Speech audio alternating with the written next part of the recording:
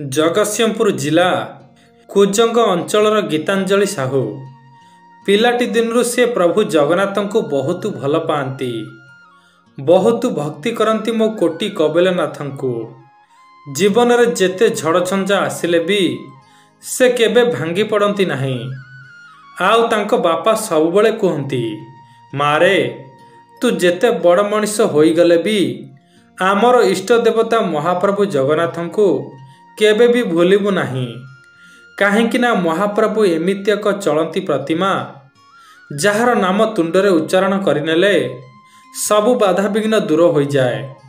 ମାରେ ମହାପ୍ରଭୁ ଜଗନ୍ନାଥଙ୍କ ସେବାରେ ସର୍ବଦା ବ୍ୟାକୁଳ ରହିବୁ। ସେ ଚାହିଁଲେ ତୋର ସବୁ ଦୋଷକୁ କ୍ଷମା କରିଦେବେ, ତତେ ସବୁ ବିପଦରୁ ରକ୍ଷା କରିବେ। ବାପାଙ୍କର ଏହିସବୁ କଥା ଏବେ ଗୋଟି ଗୋଟି କରି ମନେ ପଡ଼ିଯାଉଛି ଗୀତାଞ୍ଜଳିଙ୍କର।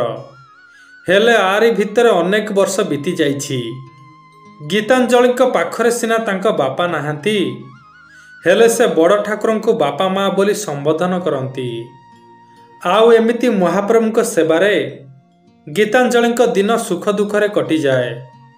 କିନ୍ତୁ ଜୀବନରେ ଏମିତି ଏକ ସମୟର ଦୋଛକିରେ ଗୀତାଞ୍ଜଳି ପଡ଼ିଗଲେ ଯେ ଯାହା ନିଷ୍ପତ୍ତି ନେବା ତାଙ୍କ ପକ୍ଷେ ସମ୍ଭବ ନଥିଲା। କଥାଟି ପ୍ରାୟ 5 ବର୍ଷ ତଳର। ଗୀତାଞ୍ଜଳି ସେହି ସମୟରେ ମୁମ୍ବାଇର ଏକ ଘରୋଇ କମ୍ପାନୀରେ ଚାକିରି କରୁଥିଲେ। ସେହି କାର୍ଯ୍ୟରତ ସମୟରେ ଜଣେ ଯୁବକକୁ ସେ ଭଲ ପାଇ ବିବାହ କରିବାକୁ ନିଷ୍ପତ୍ତି ନେଲେ। ଯେହେତୁ ତାଙ୍କ ବାପା ଆଉ ନାହାନ୍ତି, ସେ ହେଉଛନ୍ତି ଘରର ମୁରବୀ ସହିତ ସମାନ। କାରଣ ଘରେ କହିଲେ ତାଙ୍କର କେବଳ ବୁଢ଼ୀ ମାଟିଏ। ଆରି ଭିତରେ ଗୀତାଞ୍ଜଳିଙ୍କ ବାହାଘର ସୁରୁଖୁରୁରେ ହୋଇଗଲା। ସେ ଯାହାକୁ ବିବାହ କରିଥିଲେ ସେ ଜଣେ ପ୍ରଖ୍ୟାତ ଧନୀ ଲୋକ ଥିଲେ। ସେଥିପାଇଁ ବିବାହର 2 ମାସ ପରେ ଗୀତାଞ୍ଜଳି ଚାକିରି ଛାଡ଼ିଦେଲେ। କାହିଁକି ନା ତାଙ୍କ ସ୍ୱାମୀ ପାଖରେ ଧନ ଦୌଲତର ଅଭାବ ନଥିଲା। ଏମିତି ଧୀରେ ଧୀରେ ଗୀତାଞ୍ଜଳିଙ୍କର ଗର୍ବ ଅହଙ୍କାର ବଢ଼ି ଚାଲିଲା। ଭଗବାନଙ୍କ ଭାବନାରୁ ବିରତ ହେବାକୁ ଲାଗିଲେ। ସେ ପୁଳା ପୁଳା ଟଙ୍କା ପାଇ ସବୁକିଛି ଭୁଲିବାକୁ ଲାଗିଲେ।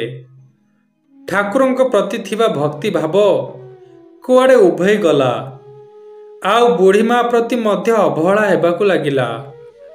ସେ ପଇସାର ନିଶାରେ ଏମିତି ହଜିଗଲେ ଯେ ମାର ଦେହ ଖରାପ ସମୟରେ ବି ସେ ଘରକୁ ନ ଆସି ଟଙ୍କା ପଠେଇ ଦିଅନ୍ତି। ଆଉ ମଧ୍ୟ ସେ ଧୀରେ ଧୀରେ ଜଗନ୍ନାଥ ସଂସ୍କୃତିକୁ ଭୁଲିବାକୁ ଲାଗିଲେ। ତାଙ୍କ ବାପା ଯାହା ସବୁ କହିଯାଇଥିଲେ ସେସବୁ କଥା ବି ଭୁଲିବାକୁ ଲାଗିଲେ। ଏମିତି 2 ବର୍ଷ ବିତିଗଲା। ଗୀତାଞ୍ଜଳି ମା ହେବାକୁ ଯାଉଥିଲେ।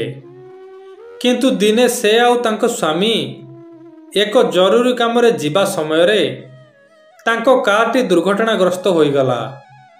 ଆଉ ସେହି ଦୁର୍ଘଟଣାରେ ତାଙ୍କ ସ୍ୱାମୀଙ୍କର ଦେହାନ୍ତ ହୋଇଗଲା।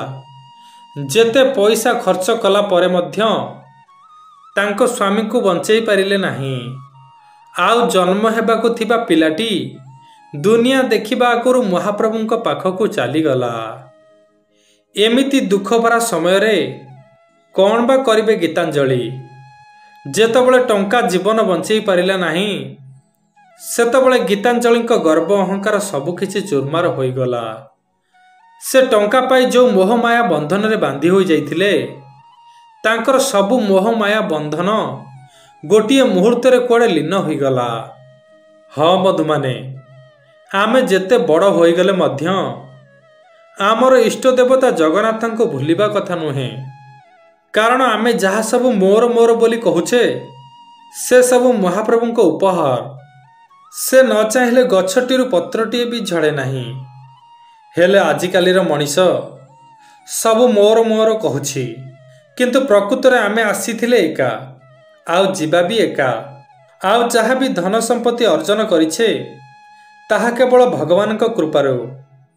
ତେଣୁ ଏ ପୃଥିବୀ ପୃଷ୍ଠରେ ଯାହା ସବୁ ଆମେ ଧନ ସମ୍ପତ୍ତି ଠୁଳ କରି ରଖିଛେ ସେସବୁ ଆମର ନୁହେଁ, ସେସବୁ ମହାପ୍ରଭୁ ଜଗନ୍ନାଥଙ୍କର। ସେଥିପାଇଁ ବନ୍ଧୁମାନେ ଗର୍ବ ଅହଙ୍କାର ସବୁକିଛି ଛାଡ଼ି ଭଗବାନଙ୍କ ସେବାରେ ନିଯୁକ୍ତ ହୋଇଯାଆନ୍ତୁ। ଆଉ ଯେପରି ପ୍ରଭୁ ପ୍ରତି ମୁହୂର୍ତ୍ତରେ ଖୁସିରେ ରହୁଛନ୍ତି ସେହିପରି ଖୁସିରେ ରହିବାର ସୁଯୋଗ ପାଆନ୍ତୁ। ନଚେତ୍ କେତେବେଳେ ଏ ପିଣ୍ଡରୁ ପ୍ରାଣ ଅଲଗା ହୋଇଯିବ ତାହା କେହି ଜାଣିନାହାନ୍ତି।